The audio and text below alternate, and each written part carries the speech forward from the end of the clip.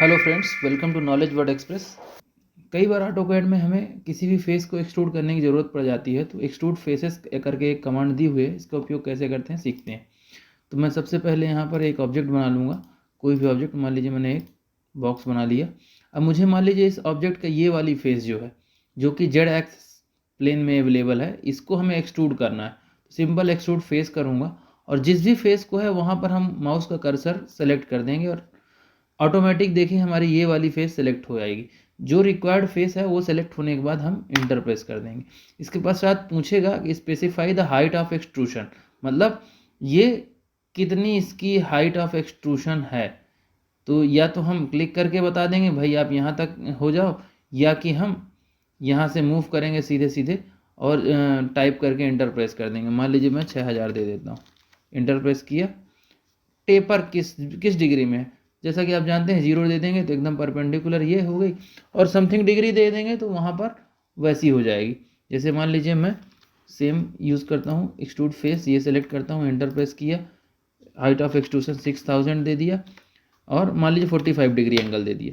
तो ये देखिए 45 डिग्री एंगल पे ये एक्सट्रूड हो गई, मतलब यहाँ से ये ऑब्जेक्ट हमारा 45 पे हो गया। इस तरह इंटर प्रेस कर दिए तो ये हमारी कमांड कंप्लीट हो गई। टेपर फेस कमांड उपयोग करने के लिए सबसे पहले हमें एक 3D ऑब्जेक्ट चाहिए। मान लीजिए मुझे इस फेस को टेपर करना है, तो इसके लिए टेपर फेस सेलेक्ट करूँगा, ये वाला प्लेन सेलेक्ट करूँगा, इंटर प्रेस करूँगा। इसके पश्चात बेस पॉइंट सेलेक्ट करूँगा। बेस पॉइंट हमेशा लॉक रहता है और उसके ही रेफरेंस में दूसरा पॉइंट सेलेक्ट करूँगा, another point along the axis.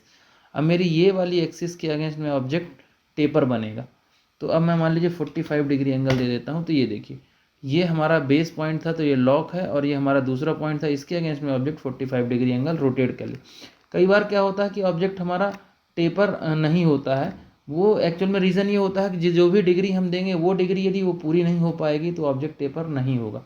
जैसे एग्जांपल के लिए इसी में हम एक काम करते हैं, थोड़ा सा ये दूसरा ऑब्जेक्ट लेते हैं।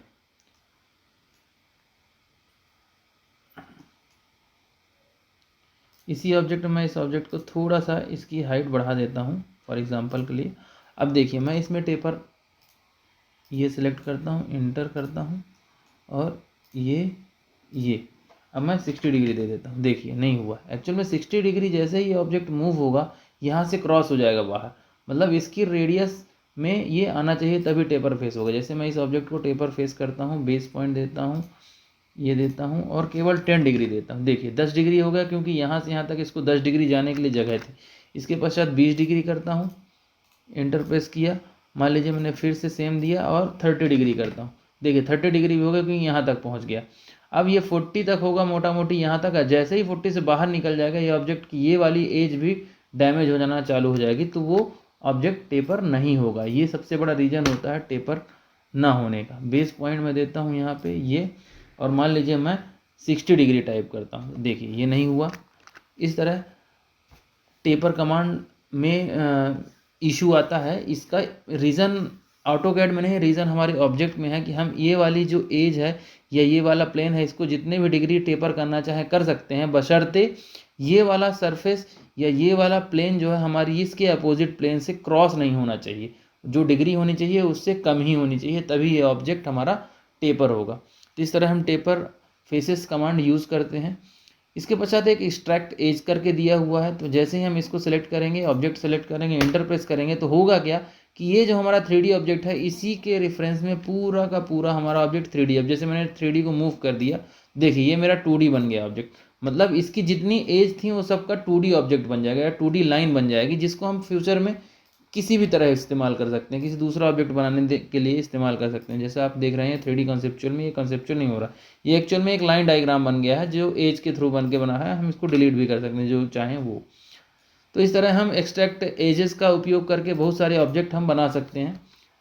इस तरह कई थिकन कमांड एक करके दी हुई है। ये कमांड एक्चुअल में होती है सरफेस उसको थिकन करने के लिए या मोटा करने के लिए या सॉलिड बनाने के लिए। मान लीजिए मैं एक प्लेनर सरफेस बनाता हूँ, ये देखिए। अब एक्चुअल में होता क्या है, ये सरफेस जो होती है एक सरफेस होती है, इसकी थिकनेस कुछ भी नहीं होती है। तो इस थिकन कमांड उपयोग करके हम इसमें थिकनेस प्रोवाइड करा सकते हैं। जैसे यहाँ पर हम थिकन में गए, थिकनेस देना है कितने, तो हम जितनी मोटाई देंगे उतना हम सेलेक्ट कर देंगे, तो ये हमारा ये थिकनेस हो गया।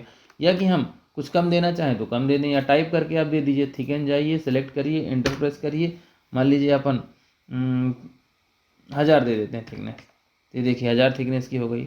मैंने स्केल इतना ज़्यादा करके रखा है कि 1000 थिकनेस भी कम समझ में आ रही है। तो इस तरह से ये थिकन हो गया। देखिए अब ये सरफेस ना रह के 1000 mm थिकनेस की एक सॉलिड ऑब्जेक्ट बन गया। इस तरह हम थिकन कमांड का उपयोग करते हैं। Thanks for watching. कोई डाउट हो कमेंट जरूर करें।